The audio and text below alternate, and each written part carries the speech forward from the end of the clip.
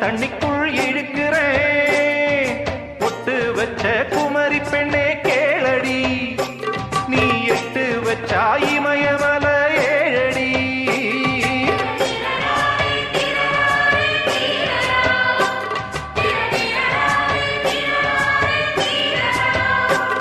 ஏய் அழற பொண்ணே கொஞ்சம் சிரிச்சு கூடு, அந்த சிரிப்புக்குள்ள துன்பம் எரிச்சு போடு.